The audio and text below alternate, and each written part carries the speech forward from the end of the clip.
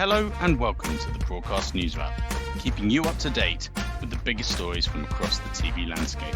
It's been mega merger mayhem this week as a landmark, if left field, announcement to combine US giants Discovery and Warner Media shook the industry on Monday, while e-commerce behemoth Amazon has reportedly begun acquisition talks for James Bond studio MGM. Joining Jesse Whittack and myself is Ampere Analysis Research Director Richard Broughton to get his thoughts on this monster deal and what it could mean for the wider content landscape. We've also got exclusive content from Broadcast's and sister publication Screen's Restart Conference, a 3-day event bringing together the TV and film industries to discuss their future after a year of unprecedented disruption caused by the pandemic. It's a pleasure for me and Jesse to have Richard Broughton from Ampere Analysis on this week's Newswrap, the second time Richard's been on. Richard, we've got you on to talk about a quite monumental and eye-catching, eye-opening. What were your initial thoughts on the merger? I think it's probably the best place to start because it came out of left field. Yes, well, thanks very much for having me on here. First thoughts are very much around the pressure that mega businesses in the entertainment market are under. So the fact that two mainstays in the entertainment sector are now considering, or have gone through with rather, a consolidation process is just simply an indication of how rapidly things are shifting in the media market, how consumer viewing habits have changed and are changing, how the rise of new tech giants, so Amazon, Netflix, and others, have been taking or eating into the lunches of some of the big media companies, and how all of that's meant that even the huge studio and network businesses like Warner and Discovery are now thinking that they need to gain additional scale in order to continue to compete in this market. You've touched on it there, but why these two companies? I know that in the press conferences that they've given, they talked about how well they know each other, and John Stankey and David Zaslav did a whole, backslapping friendly press conference. But from first instance, I don't think loads of people said that these two companies would go together. I think actually your colleague Guy told me that, he was taken off guard that it was Discovery going to pair with Warner. Why these two companies? I concur with Guy on this. There isn't necessarily an obvious fit, that they are two very different businesses in many respects, that Discovery has historically been a thematic brand pursuing reality and documentary content, whereas Warner obviously a big studio business with a huge amount of scripted content amongst other things. So they're not necessarily aligned. That may not be a bad thing, in that they're less likely to cannibalize one another if they're targeting complementary audiences. And particularly when we think about some of the avenues to growth in the streaming market and around how you might grow a subscription business in the future, it may well be that the two complementary or maybe slightly less overlapping audiences give them the opportunity to build greater scale. Brass tacks, this merger has been kind of designed to, pursue a D2C, a direct-to-consumer strategy. It's about stream. It's all about streaming, isn't it? I mean, there are other things that we can discuss within those businesses because they are legacy businesses and have other operations, but it's mainly a kind of a D2C play, as we have seen. How do you think the new company will combine its D2C platforms for consumers? Will a bundle option that David Zaslav mentioned? I mean, he mentioned lots of options. What is it likely to be? Is it to be a bundle or a super service, or could they be both at some point down the line? I think my advice for the businesses would be not to attempt to go for some sort of super service, and that a bundled strategy is much more likely to find success, at least in the short term. So what am I thinking here? So something like the strategy that, let's say, Disney has pursued with the Hulu, ESPN, Disney Plus bundle, or in some markets with the Star upsell. Inherently, consumers have an idea about the price that they're willing to pay for an individual subscription streaming service. And once you start putting too much stuff in an individual product, either you're going to run up against that limit, you're going to think, consumers are going to look at this and think, well, do I really want to pay $20 for this service? I can get another service over there that's $15 or $12. Versus having it as separate businesses or separate branded streaming services, whereby you start off with an HBO Max service at $14.99, and then for a mere $5 or $6 extra, you can add on the Discovery content, and you end up at the same number. But ultimately, it's in a more consumer friendly and appealing way. So that would be my advice: keep the strong brands, the HBO brands and the Discovery brands, independent, but use them as a way of upselling consumers from one product to another. But within that, this bundled approach, I think you and I started having a conversation on Twitter. This could be still quite a lot of options available for a consumer, and we're all told that consumers want simplicity. What kind of things do Warner Media and Discovery have to decide on to try and offer a service that is both compelling but easy for an audience viewer, because that's what ease often helps with minimizing churn, right? Yeah, so there are two things that would spring to mind around easing that journey for a consumer. One is having a single place where you can manage your bill, so ensuring that you don't have to have two separate accounts and two separate sets of billing details for your HBO services and your Discovery services. So that's probably the easy one, is converging the billing and the accounts. Probably the more complex one is settling on a technical platform that allows consumers to be upsold and perhaps even find content, search for content, discover and watch content from both of the brands in the same place. So imagine you're an HBO Max subscriber, you are upsold to Discovery Plus. You don't need to have a separate app for that. You can find the content all within your Warner Discovery application. And that's important both from a navigation perspective and for keeping existing consumers happy. They don't have another app to manage. But also it offers other alternative options for, future bundling, but immediate upsell, that if consumer searches for something, oh no, sorry, it's not inside your package, you're going to have to buy access to this extra $7 a month subscription.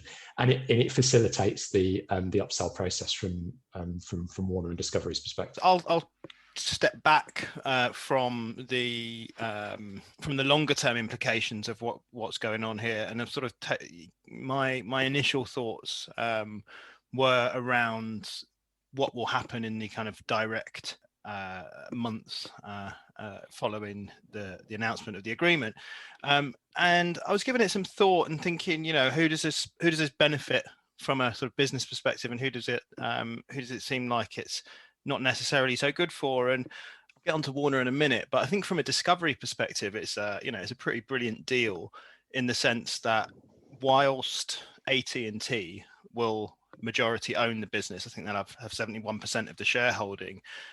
David Zaslav, who has been the Discovery CEO for 15 odd years, and sort of is the living embodiment of that brand these days, is going to run the combined channel, right? So that gives Discovery a lot of impetus to feel quite emboldened to sort of push and for top level seats and for trying to be on a level playing field and kind of an equal footing to Warner. And you might consider Warner to be a sort of more prestige brand because of the studio history and whatnot. So I think from that perspective, it's a really good deal for Discovery. From the Warner Media side of things, I'm not so sure about what this means, because whilst I think it's a good thing that Warner is being sort of extricated from AT&T, because Richard will know this and you'll know this, I've long sort of rallied against the idea that telecoms businesses can run media businesses successfully. I just think that is a disaster waiting to happen broadly, and I think it's quite a smart move to split those two things so that Warner can operate independently. But they've been through a number of mergers in recent years and a number of restructures, and it just feels like another one. I think if you were a Warner Media staffer right now, you're going to feel exhausted. You're going to feel like, oh, here we go again. They've talked about $3 billion worth of synergies, which basically means lots of people are going to lose their jobs. And I think it must be quite I would imagine, well, in fact, we know, having spoken to some people within Warner, the kind of the overriding atmosphere amongst the various, offices around the world and homes where people are working from is one of apprehension. Whereas I imagine from the Discovery side of things, bar the uncertainty of job duplication and things like that, you're probably looking at this thinking, awesome, we're part of Warner Media now. Yeah, and I think that fits in nicely with, what Richard just said about kind of bringing the brands together. I think one of the things that I will put to you both, maybe starting with Richard, is how does one gain supremacy on the content front? Because David Zaslav immediately said that they'll start with 20 billion to invest in content. That's how much Warner Media and Discovery are spending on their own separate services. So that's what the number he started with. And you have to take that as read. If he says we'll start with $20 billion, we have to say that this new company is going to invest 20 billion on content. What is the marrying of that investment in terms of whether it's Discovery, unscripted, documentary, reality, factual entertainment, like real life entertainment, or high-end premium scripted from the HBO Max side? Richard, what are your thoughts on that?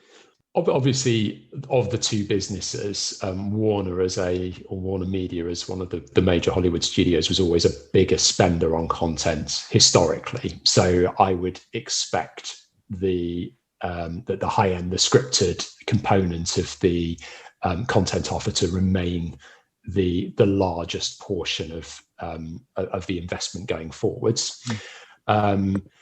Discovery is an interesting business, and I think to the point that was raised earlier, it has always shrewdly made investments in content that in many other spheres, in many other markets, might consider to be fair for free TV. But Discovery's quite successfully turned those brands into a reasonably high value business that can drive consumers to actually shell out hard-earned cash for to watch. So undoubtedly they'll sit side by side in driving different components of the business. But I would certainly, from my perspective, I would expect to see Warner Media continuing to dominate, or the legacy Warner Media business continuing to dominate the overall investments that are being made. We've all seen a few of these, and you've reported on a number of these mega mergers, and they're all designed to try and regain the ground of the likes of Disney Plus and Netflix. Can they regain some of that ground? Yeah, well, I'm not even sure that analysis is still exactly right these days, because I think the way the market is maturing, you're actually getting to a point now where it's more a case of, can you carve out a piece of the market? I don't think, unless something drastic happens, Netflix is going anywhere. I guess it could be an acquisitions target itself at some point in the future for a very big company, but you'd say they're pretty established. Disney Plus looks like it's got its piece in the market and will have its subscribers, families, and increasingly folks looking for premium content. So really, for both HBO Max, Discovery Plus, and whatever else this new business decides to launch to the market, it's about how much of the market can they grab now, because I think you will get to the point where you'll hit a kind of saturated market and there won't be space for new players after that. And I would probably be more concerned if I was someone like Peacock, whose international strategy still isn't quite as clear as what HBO Max is doing and Discovery Plus has already done. So I kind of feel like it's that more than kind of directly competing. I mean, it might be the case that they all start taking Netflix start churning and that those people start going directly to HBO Max. I don't think that will be the case. And I think it really just comes down to the content. Again, I think that's kind of what Richard was touching on there. It's about, can you find ways of getting people to impart with their hard-earned cash? And like Richard's mentioned, Discovery are sort of masters at doing that with high-end and often not so high-end factual content. They've really, very rarely done scripted, and it's quite impressive that they've managed to build up such a massive business without trying to do what is arguably the most lucrative part of the entertainment business. But I suppose beyond all of that, it's kind of, we at Broadcast, we have to sort of look at what all of this stuff means for production companies, because ultimately the content needs to be made by someone. And I think an interesting question, and this is probably going away from what you've asked slightly, is what happens to those connected production companies to these two businesses. Now, we know Discovery is a 50% owner of All3 Media, which is the UK's biggest production group. And Warner owns several pretty well-established indies, Ricochet, Renegade, 2020, Wall to Wall, really good premium brands. And I do wonder if they're particularly on the All3 side, which we know All3 operates quite independently to Discovery and Liberty, its other main shareholder, although both of those companies are sort of pushed forwards by the American investor John Malone, who I think has quite an important role to play in all of this. But if you take, say, the Disney acquisition of Fox, for example, the way that Disney treated Endemol Shine Group, which is such an important business within our world, within the production world, and the sort of the relative lack of interest that Disney showed, basically due to Endemol Shine's size, you do wonder if there might be some sort of parallels here. So you're going to have this, mega monolith business that's going to be doing 37 billion in revenue every year, and All3 Media is doing, a very small fraction of that. Are they going to be interested in keeping that business, or is it the sort of thing where you might see them looking to offload All3 to someone who might be more actively interested in running a business like that? I don't know, but I think that's a really interesting question about how this whole thing shapes out when it comes to thinking about the sort of the core broadcast subscriber or reader, I guess. Yeah, I think production is obviously increasingly important in the market, particularly as traditional sources of content become off limits. So as particularly the studios, but not just them, international broadcasters as well, start to value their own content even more than they have historically. They'll stop selling it to third parties. They make use of it via their own D2C platforms. And that obviously then impacts the supply of content to other businesses who would want to generate their own subscription streaming services on the back of that.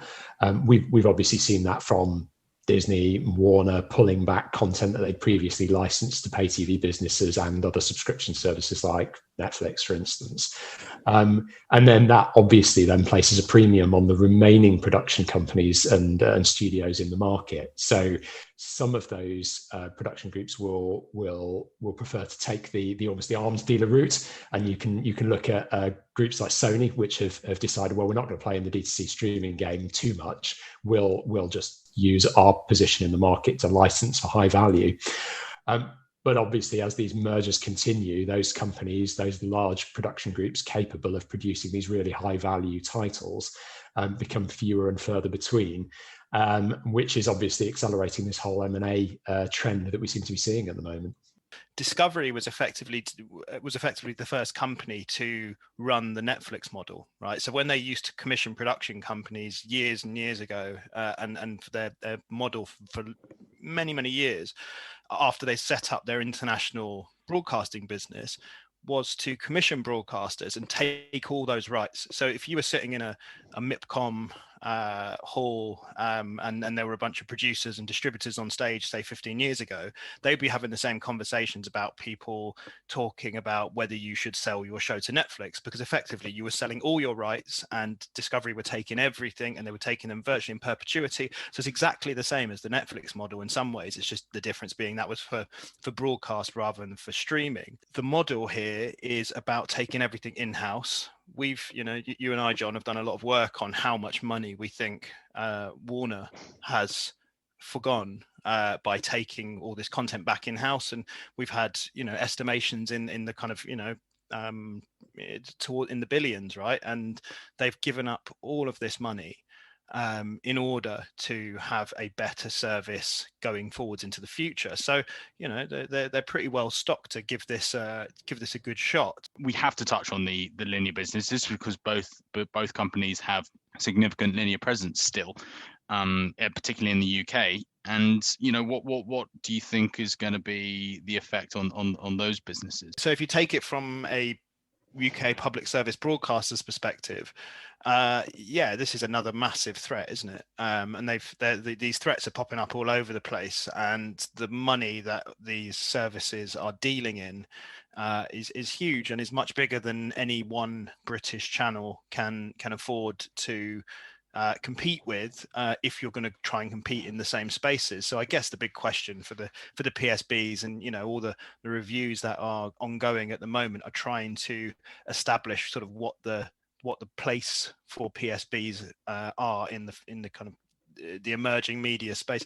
And I guess that you hear commissioners say it all the time, the one thing we can do is super serve these audiences that we've created content for 50, in some cases going on 100 years.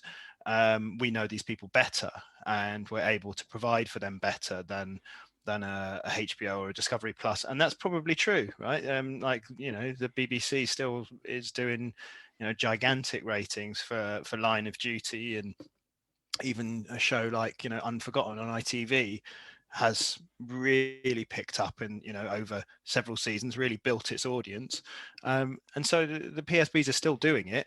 Channel 5's having this absolutely purple patch where it just is just knocking it out of the park every night, and people are watching more telly, whether that's due to the pandemic or whether that's due to some other sort of trend. So I guess it's just it's a case of sort of just finding out where your place is, isn't it, in the market? Because we know what broadly we know what Disney Plus wants, we know what Netflix wants, we know what whatever the resultant HBO Max, Discovery Plus business want. We know what they're going for, and we know how they're doing it. They want international subscribers, and they want lots of them. So it's about deciding, I guess, for the in the players in the UK and around the world, the sort of channel businesses around the world. What's your response to that? And some people will make the right choices and others won't. Elsewhere in the TV landscape, it's the Broadcast Screen Restart Conference this week. And on Tuesday, we welcomed ITV and Channel 4 drama bosses Polly Hill and Caroline Hollick. They spoke to Commissioner Index researcher Heather Fallon about ambition, lower tariffs and diversity, and Heather kicked off by asking them about authenticity of talent. We don't often get pitched shows with talent attached. It can work in your favour if you've got a massive name attached, for us, without doubt. But in the end, it will be the idea. If so, it's not necessary. You need a good idea or a good script or a good pitch for us to develop a script. And if you've got a great script, I'm always confident that you'll get a great team of actors to come and a great director. So that's not my first worry, really. And in terms of the balance, I think we absolutely do, and particularly in writers, I think there's a real push for us to have new writers and new voices, and we are doing that by commissioning those shows. In terms of on screen, it's a balance within the cast, really, and depending on the ages of your cast, in terms of whether you're breaking through new talent or you're offering an audience a much loved actor. So I think it is always a mix and always a balance, and dependent on the idea. So similarly, when we always start with the idea and the script, it's also really tricky when people attach talent early on, because they end up breaking your heart because they're not available. So we need to get the script right and get the story right. But big talent does play a huge role in ensuring that your show can put its head above the parapet in a really crowded market. Deadwater Fell, that we had on screen last year, had David Tennant starring in it, and Cush Jumbo, and obviously they're really recognisable faces, and it really helped that show kind of punch through and really land with audiences. But at the same time, our remit is to nurture new talent. Another show that we've got filming this year is called The Undeclared War, which is by Peter Kosminski, which he's directing as well. And the star of that show is a newcomer called Hannah Kalik-Brown. But the other cast, her supporting cast, include Simon Pegg, Mark Rylance, Adrian Lester, And that's a really, really brilliant way of seriously breaking some new talent in a show that people will come to because they know that Peter's a great talent, that there are recognisable faces in it, but we've got the space to showcase a complete newcomer and launch her into the world in a way that's really exciting. She's a phenomenal talent. Yeah, that's really exciting.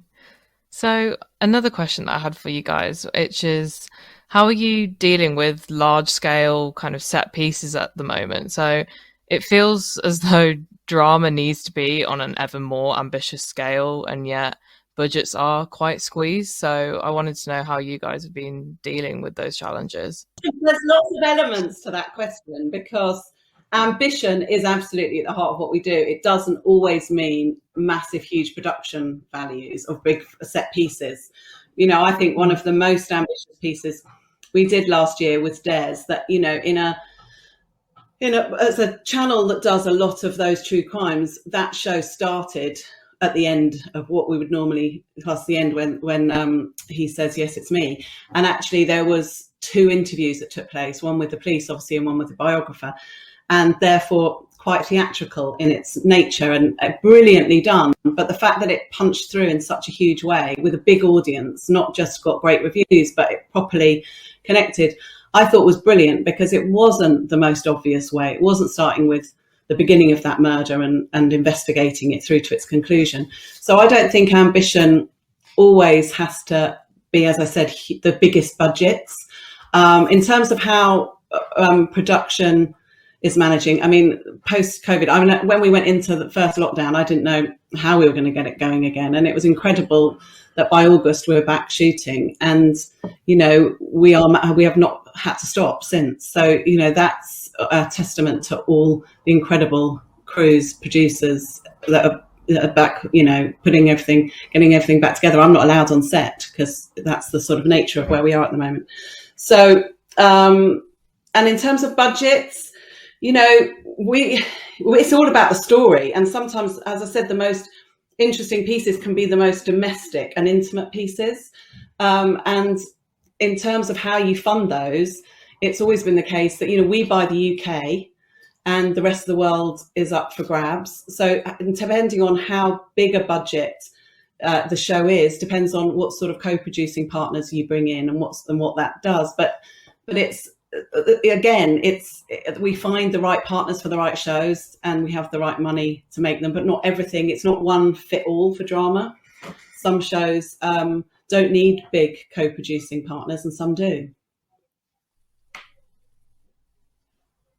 Yeah, similarly, we take every single project on its own merits. I mean, every story is so different. They've all got different needs and different setups, really. So it's really hard to have a one-fits-all strategy. We're really open to co-production. It's a Sin was a co-production with HBO Max, and actually, you know, It's a Sin was a period piece, which is always expensive. It took place in London. There were scenes in New York. Actually, the entire show was shot in Manchester because the production was so brilliantly clever, and with their sort of judicious use of CGI, which, as somebody who lives in the north themselves, I'm particularly pleased that we've proven that we don't even need London or New York as a location to make those shows on that sort of scale work. So yeah, where necessary, we partner. Undeclared War was a partnership with Peacock, which is an American streaming service, and that's allowing us to make that show on quite a big scale. But even under COVID, the COVID restrictions that we're under, we've got really, really rigorous protocols that allow us to keep a sense of ambition in our filming, but also keep everybody safe. So there's a lot of moving parts. It's probably Polly and I both looking a bit twitchy by this point in the pandemic, because just keeping the show on the road is a complex thing. But you've got to have ambitious storytelling, because that's what audiences want, and you just have to find really creative, interesting ways to deliver that ambition. And all of our shows, apart from a couple, have all the ones you've seen, all the ones coming up, have all been shot since August, so under the COVID restrictions. And although it's much harder to shoot and takes longer, the audience don't know. You know, you can't tell when you watch the show. So it's been incredible what's been achieved. Yeah, Definitely. absolutely. It's a testament to the incredible work of production companies around the UK, isn't it? Speaking of co-productions and SVODs, while we're on the subject, how are you kind of interacting with international producers, international broadcasters and co-productions? Is that an ever-increasing thing that you guys are looking into as a way of ensuring that projects can be ambitious? I'll go to you, Polly. It's always been the case for years that we've had good partners with Americans mainly, or the SVODs. And it's not the start of a conversation that we have. So what normally happens is we'll develop an idea for ITV with the producers, and then once it's green lit, they'll go off and find out how to fund the rest of it, because as I said, we don't pay for all of it. We pay for the UK territory. So depending on how much more needs to be raised, it's dependent on what sort of co-producing relationship you're going into. That's largely driven by the producer. Sometimes I will have a conversation with whoever that partner is, but largely it's to do with the producer in terms of going out and having that conversation with all the people who are interested and seeing who the best partner is. It's always about finding the person who wants to make the same show as us. And then it's so far been only a good, positive thing that there's been such a huge appetite for drama and British drama for the right shows. So yeah, I mean, we've worked with most people, and I haven't had a bad experience. No complaints. No, it means that we're able to make the dramas that we want to be making. I mean, not everything on ITV needs huge budgets. Drama is expensive. So without doubt, whatever happens, drama is expensive. But we're not trying to make hugely epic, because we make so much of our shows are real and a lot of it contemporary. There is some periods of, but largely it's quite contained. So it's all about the story, and it's all about the characters, and it's all about, rather than how big the budget is. But if we need a big budget, then it's because the show needs it. And if the show, because there's such a huge appetite internationally for drama, then you'll find the right partner. Yeah, I would second that, absolutely. I think what's really great about working with international partners now is that you pressure to put an American character in there to make it work for an American audience. I think particularly the streamers have their audiences really love British drama. They've had the chance to see quite a lot of it. And the other thing that's quite exciting about co-production is that you can feel a sort of weight of excitement about a show. We had this with the excitement building about It's a Sin after it launched here in the UK. That the kind of critical success of it in the UK really resonated in the States in the build up to its premiere on HBO Max. It also played out on Canal Plus and in Australia, in France, and out in Australia on Stan. And the kind of global nature of social media and the way things travel really well just allowed the show, I think, to feel like it had even more cultural reach and weight than it did when it just went out in the UK. So I think yes, finding the right partner who wants to make the same show as you is the most important thing. What we would never ever want to do is put producers in a position where they were torn in different directions and trying to serve different masters. But really great partners, and collaboration is really fun. And in an ideal world, you're all pulling in the right direction. You've all got the same notes, and I think there are a lot of really great partners out there. So yeah, we really enjoy co-production when it feels right for the show. And for those smaller drama production companies who may not have international connections or co-production partners that they work with regularly, it could probably be quite daunting seeing, these huge, beautifully made programs. And is there room for smaller drama productions to get ideas off the ground, typically at a lower price point? I don't think it has to be at a lower price point. I think you have to find the right story. So if somebody pitches me a story and I think it feels right for ITV, I'll develop that story and make it with them. I really am looking for good stories, and I'm looking for new takes, often, as I said, on familiar genres. So a new voice, new producers. My door is open, and I am constantly talking to people.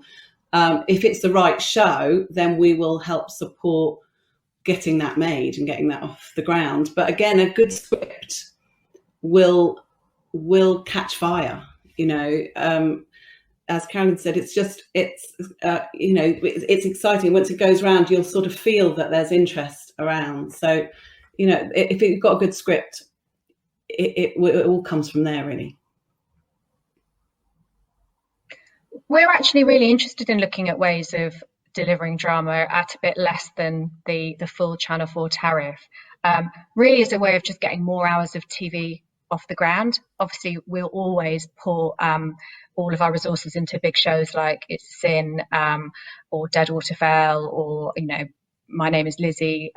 But if we can find ways of, again, usually creatively collaborating with other co-producers or finding other ways of delivering shows at a slightly lower tariff. We make a series called I Am that's directed by Dominic Savage. The second series is coming back this year, which is an anthology series developed in Dominic's very distinctive improvisational style. I wish I could say improvisational, it's quite other. Improvisatory style. And this year we've got some amazing talent as part of that series: Saran Jones, Letitia Wright, Leslie Manville. But the nature of the way the films are shot, it's built around one lead character, so limited cast, limited locations. It's a really, really great way of delivering incredibly high impact, really emotional drama at a cost that just allows us to have more hours in the mix across the board. So we're interested in looking at different ways of funding dramas like that. We always want all the money on screen. It's never about cutting costs and trying to do things on the cheap. But there are interesting co-productions out there,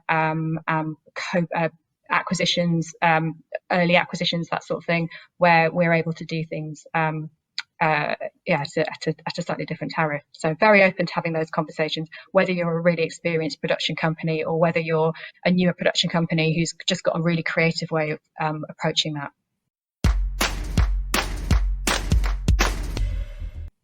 Before we go, we could not leave without asking you, Richard, and you, Jesse, what you've been watching this week. Well, I've been part of the growing internationalization trend for the TV landscape. So I've been watching a few German series lately. So I've been watching Dark on Netflix, and we just finished watching Deutschland 89 on All4, which was excellent. I'd heartily recommend it.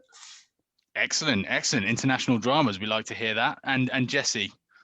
So I've been watching two things, and one of them I'm not sure if we've had on the what we've been watching the last few weeks is the BBC 3-part documentary Gods of Snooker, which is just superb television. Cannot praise it enough. It makes you long for an era when sport was just a bit more ridiculous, and as much as I don't profess that people should pick up smoking or heavily drinking before taking on playing some sport, watching those group of snooker players from the sort of 70s through to 90s and the way that they approach the sport is sort of a joyous thing in a kind of incredible way, because the world is so different now. So there's characters like Alex Higgins. There's a very sort of poignant but quite sad narrative around Jimmy White, and there's some very funny stuff about how Barry Hearn had folk like Willie Thorne singing songs with Chaz and Dave. So it's just a really great look at a period in sport that will probably never happen again, with the internationalization of sport and the kind of the money that's in it, even, and the money that's in snooker even these days.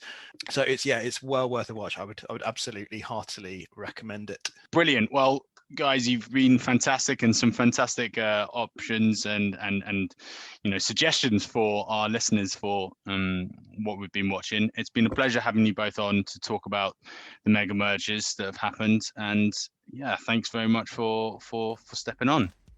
My pleasure, John. Pleasure. Thanks very much. Thank you for listening to the Broadcast Newswrap with me, John Elms, Jesse Whittick, and our special guest this week, Richard Broughton.